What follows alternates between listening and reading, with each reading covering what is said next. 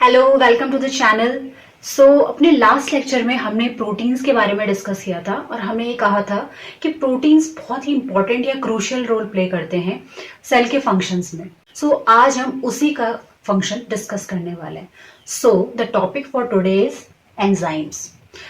बात आती है कि एंजाइम्स हैं क्या।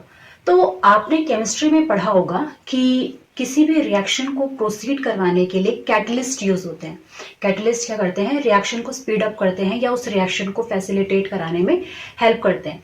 सिमिलरली अगर हम बायोलॉजिकल सिस्टम की बात करें या किसी लिविंग सेल की बात करें तो यहाँ पे भी कैटलिस्ट होते हैं जो रिएक्शंस को प्रोसीड करवाते हैं। वो कैटलिस्ट होते हैं हमारे enzyme. What are enzymes? So we can define enzyme as the enzymes are biocatalysts that catalyze the various chemical reactions that are undergoing inside a living cell. अब ये reactions क्या क्या हैं? बहुत सारी reactions जैसे synthetic reactions या degradation reactions हमारी बॉडी में चलती रहती हैं, तो उन सभी को catalyze करते हैं enzymes। अब enzyme का नेचर क्या है? जनरली एंजाइम जो होते हैं, most of the enzyme, not all the enzyme, क्योंकि कुछ एक्सेप्शंस होते हैं जैसे जहां पे RNA as a catalytic molecule work करता है, उनको छोड़ के most of the enzyme are proteinaceous in nature. हम ये कह सकते हैं कि proteins in the form of enzyme reactions को प्रोसीड करवाते हैं। कैटालिटिक एक्टिविटी है किसी भी एंजाइम की, वो डिपेंड करती है on the integrity of the protein molecule या नेटिव प्रोटीन कॉन्फॉर्मेशन। क्यों? क्योंकि जैसे कि अभी हमने बोला कि जो एंजाइम्स होते हैं वो प्रोटीनेशियस इन नेचर होते हैं with some exceptions. Will not talk about the exceptions but we can assume that the enzymes are proteinaceous in nature.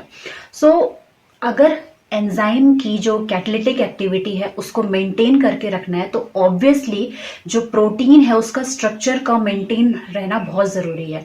अगर एंजाइम जो है वो डिसोशिएट हो जाए अपने सब यूनिट्स में, या हम कह सकते हैं कि वो अपने कंपोनेंट्स यानी कि क्योंकि हमें पता है प्रोटीन्स जो होता है वो अमीनो एसिड्स का बना हुआ है, तो अगर वो डिग्रेड हो जाए अपने कंपोनेंट अमीनो एसिड में तो उसकी इंटेग्रिटी मेंटेन नहीं रह पाएगी और ऑब्वियसली वो कैटालिटिक इनएक्टिव हो जाएगा। मतलब वो क्या नहीं कर पाएगा, अपने फंक्शंस को परफॉर्म नहीं कर पाएगा, जो उसका काम है वो परफॉर्म नहीं कर पाएगा और उसकी कैटालिटिक एक्टिविटी लॉस्ट हो जाएगी। कैटालिटिक एक्टिविटी को मेंटेन रखने के लिए जरूरी है कि प्रोटीन का जो नेटिव कॉन्फॉर्मेशन है वो मेंटेन रहे। That's it. अब हम आगे बढ़ते हैं। जो भी प्रोटीनेशियस एंजाइम होते हैं उनको हम जनरली दो कैटेगरीज में डिवाइड कर सकते हैं, जैसे कि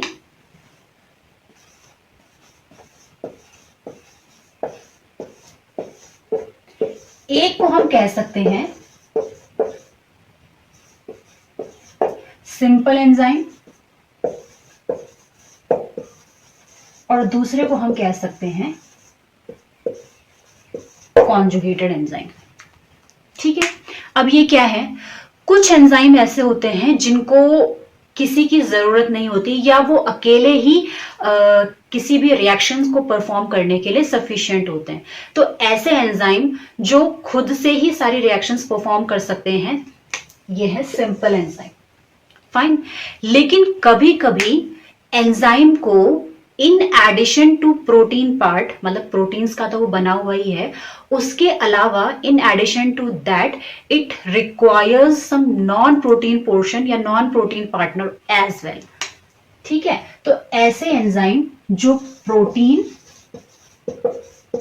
प्लस नॉन प्रोटीन हम क्यों कह रहे हैं? क्योंकि it can be anything else other than protein molecule. मतलब प्रोटीन का पार्ट तो वो खुद ही है, उसके अलावा जैसे कोई मेटल आयन हो सकता है, कोई अदर ऑर्गेनिक कंपाउंड हो सकता है जिसकी which is not proteinaceous in nature, तो उसकी जरूरत होती है। तो जब इन दोनों के कॉम्बिनेशन से कोई एंजाइम कैटालिटिकली एक्टिव होता है then the enzyme is known as conjugated enzyme.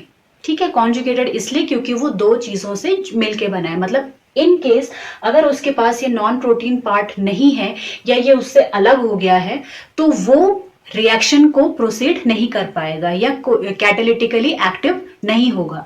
तो अगर उसको कैटालिटिकली एक्टिव होना है तो it must be associated with its partner. Fine.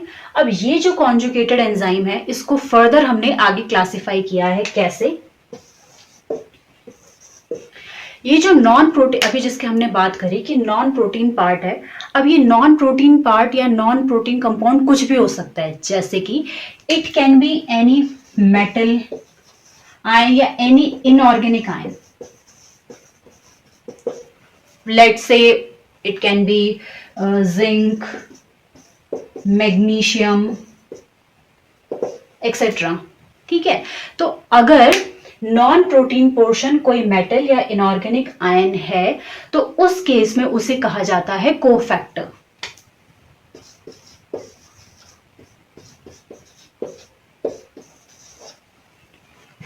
Similarly अगर ये नॉन प्रोटीन पार्ट कोई ऑर्गेनिक कंपाउंड है या कोई ऑर्गेनिक मॉलिक्यूल है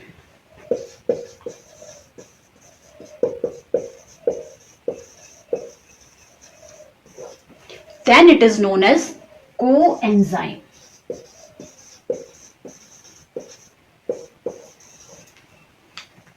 Fine. I think this concept is very much clear to you all. Simple enzymes which contain only protein part and conjugated enzyme that contains the non-protein portion in addition to the protein part. So since it is the combination of both of them, hence it is known as conjugated enzyme. Further, we have classified the conjugated enzyme on the basis of the compound required as a non-protein portion. For example, if in case if it is any inorganic molecule, then it is regarded as cofactor, and in case if it is organic compound, then it is known as coenzyme. So ये चीज भी clear है कि coenzyme क्या है और cofactor क्या है। फाइन, अब हम आगे बढ़ते हैं। तो जो कंप्लीट एंजाइम होता है together with its bound partner यानी कि कोफैक्टर या कोएंजाइम, मतलब प्रोटीन पार्ट प्लस जो नॉन प्रोटीन पार्ट होता है जिसमें कि आपका कोफैक्टर या कोएंजाइम आ रहा है, तो ये कंप्लीट असेंबली जो है एंजाइम की विच इज कैटालिटिकली एक्टिव। क्यों? क्योंकि इसमें protein plus non protein part दोनों ही ऐड हैं। तो इस कंप्लीट असेंबली को कहा जाता है होलो एंजाइम। ठीक है, तो होलो एंजाइम क्या है? Holo enzyme is the complete assembly of enzyme together with its bound partner, जो इसके साथ जुड़ा हुआ है, विच कैन बी कोफैक्टर और कोएंजाइम। तो इस कंप्लीट असेंबली को होलो एंजाइम कहा जाता है। अब हमने ये तो बोल दिया कि जो नॉन प्रोटीन पार्ट है उसको कोफैक्टर या कोएंजाइम कहते हैं, साथ ही में जो ये प्रोटीन पार्ट है इसको भी एक टर्मिनोलॉजी दी गई है, it is known as apoprotein या एपोएंजाइम। ठीक है,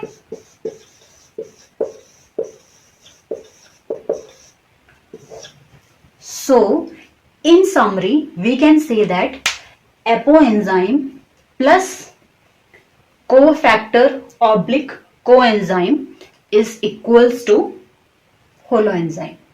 फाइन, आई थिंक ये कंप्लीटली आपको क्लियर हो गया है। अब हम आगे बढ़ते हैं। एक और चीज इसमें है कि ये जो नॉन प्रोटीन पार्ट है, जो जैसे कि हमने बोला कोफैक्टर या कोएंजाइम, ये क्या होते हैं, कभी कभी कोवेलेंटली या टाइटली एसोसिएटेड होते हैं अपने प्रोटीन पार्ट से।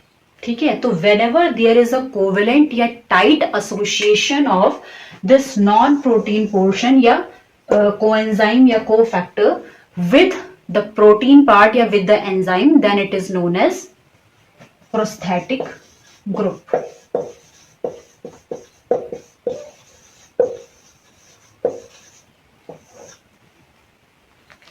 फाइन, तो प्रोस्थेटिक ग्रुप क्या है? जब भी जो आपका एंजाइम है वो टाइटली बाउंड होता है कोफैक्टर या कोएंजाइम के साथ, तो उस टाइट एसोसिएशन को as a whole it is known as prosthetic group. I hope this is clear. So अब इसी में आगे बढ़ते हैं।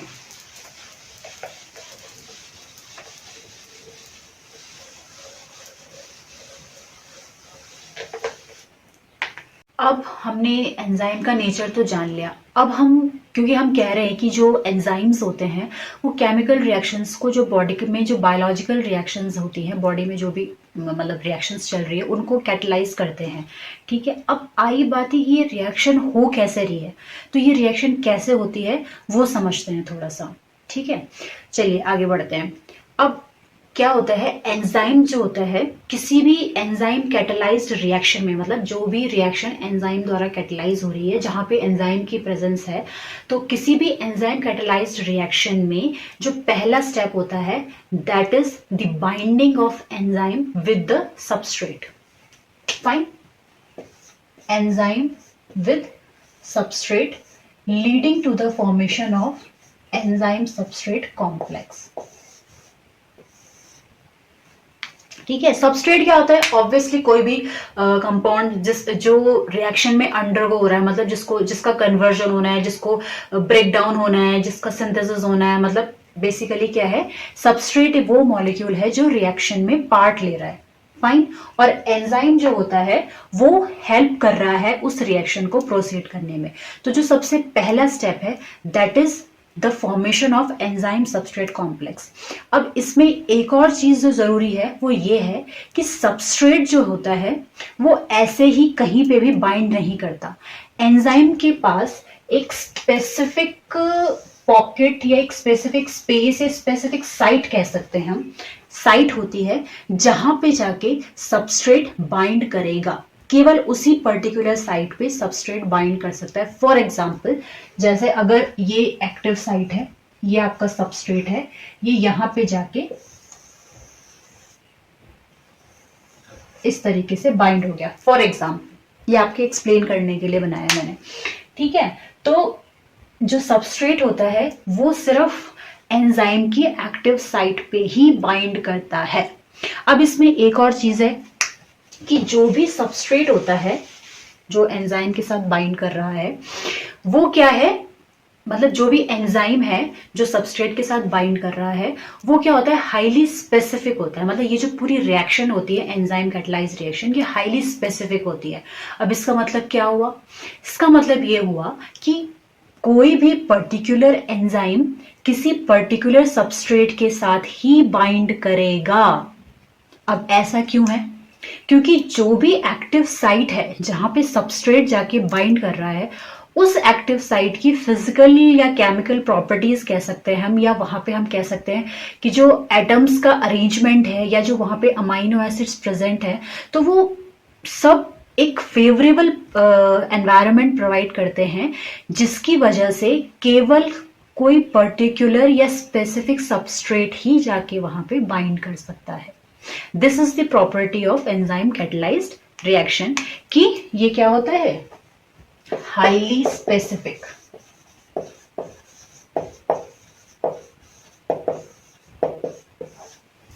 फाइन, आई होप आप ये समझ गए होंगे कि जो एंजाइम होते हैं वो हाईली स्पेसिफिक होते हैं और ये किसी पर्टिकुलर सबस्ट्रेट के साथ ही बाइंडिंग करते हैं।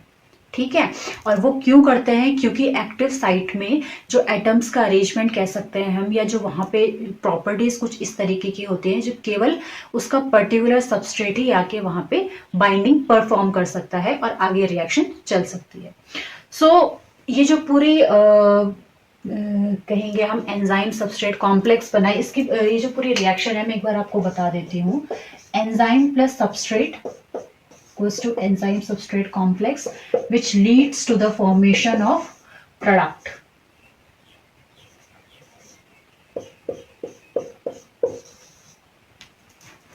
ये आपकी रिएक्शन है।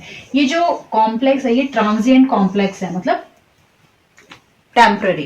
ऑब्वियसली जिसका ब्रेक डाउन होना है फर्दर, और वो किस में कन्वर्ट होगा, प्रोडक्ट में कन्वर्ट। सबस्ट्रेट की जो बाइंडिंग होती है एक्टिव साइट पे, मतलब एंजाइम के एक्टिव साइट पे जो सबस्ट्रेट बाइंड करता है वो नॉन कोवेलेंटली, मतलब कह सकते हैं हम हाइड्रोफोबिक इंटरेक्शन, मतलब वीक इंटरेक्शन के थ्रू वो बाइंड करता है, जो कि क्या होता है, इसीलिए ट्रांजिएंट कॉम्प्लेक्स कह रहे हैं कि इसीलिए वो इजीली आगे, मतलब इनका ब्रेकडाउन होता है और आगे जो है प्रोडक्ट बन सकता है। ये रिएक्शन रिवर्सिबल है, मतलब वापस से एंजाइम और एंजाइम सबस्ट्रेट अलग अलग भी हो सकते हैं, ठीक है, इसीलिए ये रिवर्सिबल का साइन है, ठीक है। तो मेन जो रिएक्शन है वो उसको हम इस तरीके से रिप्रेजेंट करते हैं कि एंजाइम जो है वो सबस्ट्रेट के साथ बाइंड करता है in a specific way and further enzyme substrate complex बनता है, ठीक है, और फर्दर क्या होता है, it leads to the formation of product, और जो एंजाइम है ये रिकवर हो जाता है।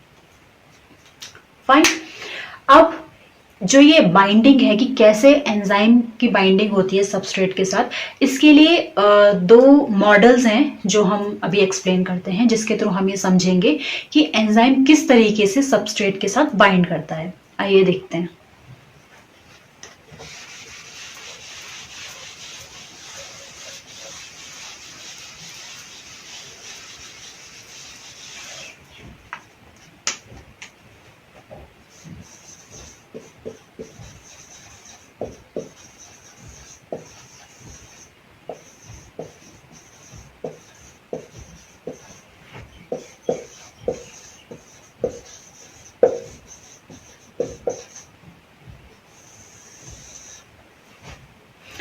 फाइन। अब इसके लिए दो मॉडल हैं जिसको हम वन बाय वन डिस्कस करते हैं। पहला है lock and key hypothesis.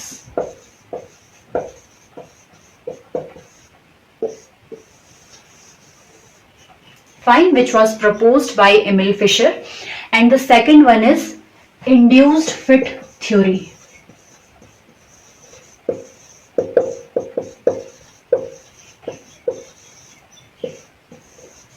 Which was proposed by Daniel Koshland.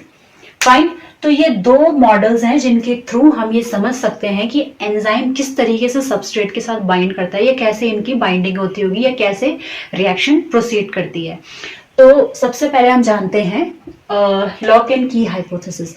As the name indicate, lock and key hypothesis ये प्रपोज करता है कि हर एंजाइम जो होता है, एंजाइम की एक पर्टिकुलर एक्टिव साइट होती है, ठीक है, एक स्पेसिफिक शेप होता है, फॉर एग्जांपल हम समझ लें, और उस शेप पे कोई पर्टिकुलर सबस्ट्रेट ही आके बाइंड कर सकता है। जिस तरीके से हर लॉक की एक पर्टिकुलर की होती है और वो लॉक उसी की से ओपन हो सकता है। अगर आप कोई दूसरी चाबी लाके उसको खोलने की कोशिश करेंगे तो वो नहीं खुल पाएगा। तो क्योंकि हर लॉक की एक पर्टिकुलर की है और उसी की से वो अनलॉक किया जा सकता है, उसी तरीके से हर एंजाइम का जो एक्टिव साइट होती है उसका एक स्पेसिफिक क्या कहेंगे हम, शेप होता है, जिससे जहां पे कि एक स्पेसिफिक सबस्ट्रेट ही आके बाइंड हो सकता है। इसको हम एक डायग्राम के थ्रू एक्सप्लेन करते हैं जिससे ये हमें समझने में इजी रहेगा।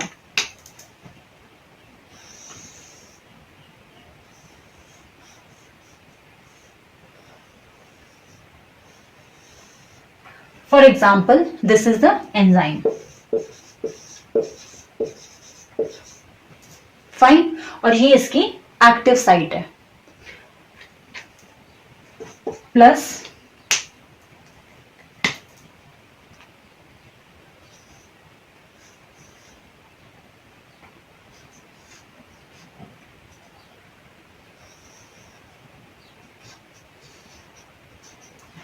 ये इसका सबस्ट्रेट है। अब जब इन दोनों की बाइंडिंग होगी तो ये किस तरीके से होगी,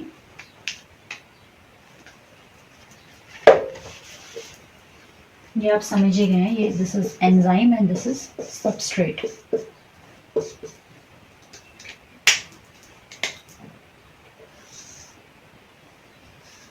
फिगर थोड़ा छोटा कर रही हूं मैं।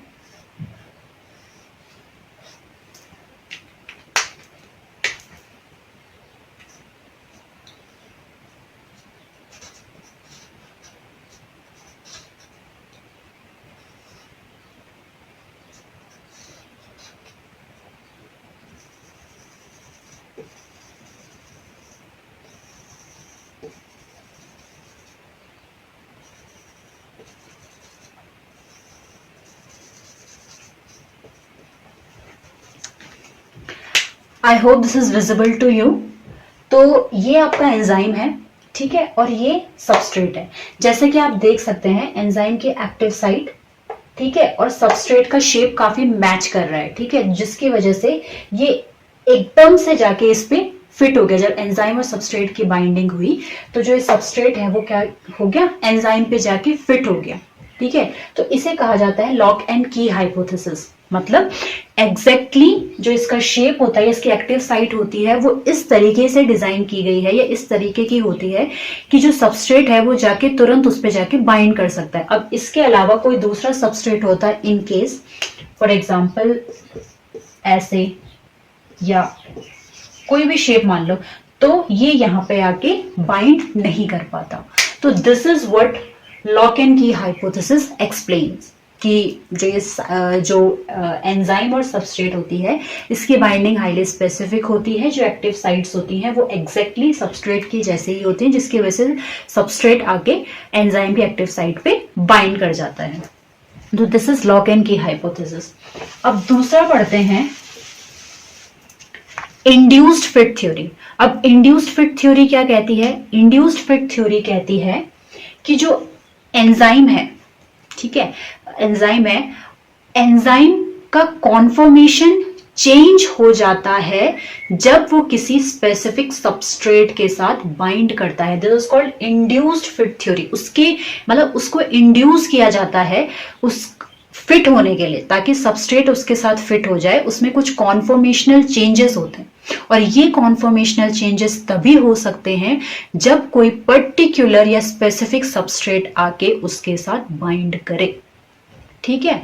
तो कहने का मतलब क्या है कि जब भी एंजाइम और सबस्ट्रेट की बाइंडिंग होती है तो जो पर्टिकुलर सबस्ट्रेट होगा या जो करेक्ट सबस्ट्रेट होगा, जिसका हम कहते हैं कि जो सही मैच सबस्ट्रेट है, जो उसके लिए बना हुआ है, वो आके एंजाइम में कुछ कॉन्फॉर्मेशनल चेंजेस करता है, जिसकी वजह से वो उसी शेप में ढल जाता है, कह सकते हैं हम इन अ इजी वे। तो हम कह सकते हैं कि जो एंजाइम्स होते हैं वो फ्लेक्सिबल होते हैं, मतलब उनका एक कोई रिजिड शेप नहीं होता, वो फ्लेक्सिबल होते हैं। और जब सबस्ट्रेट आके उसके साथ बाइंड करता है बाय वीक इंटरेक्शंस, तो उसमें क्या होता है, कॉन्फॉर्मेशनल चेंजेस, मतलब सबस्ट्रेट आके एंजाइम को इंड्यूस करता है कॉन्फॉर्मेशनल चेंज करने के लिए। That is why the theory is known as induced fit theory. Fine. तो क्या होता है कि जब ये बाइंडिंग हो रही होती है तो जो भी फंक्शनल, मतलब रीअरेंजमेंट कह सकते हैं, एक तरह से रीअरेंजमेंट होता है फंक्शनल ग्रुप का वहाँ पे एक्टिव साइट पे, और फाइनली क्या होता है, जो रिएक्शन है वो कैटलाइज होती है या प्रोसीड करती है। तो this is all about the mechanism of binding of enzyme and substrate. तो ये दो थ्योरीज हैं जिसके थ्रू हम जान सकते हैं, जिसके थ्रू हमें पता चलता है कि कैसे बाइंडिंग करती है। So that was all for today. I hope you like the video. अगर आपको पसंद आए तो चैनल को सब्सक्राइब कीजिएगा, लाइक कीजिएगा, कमेंट एंड शेयर।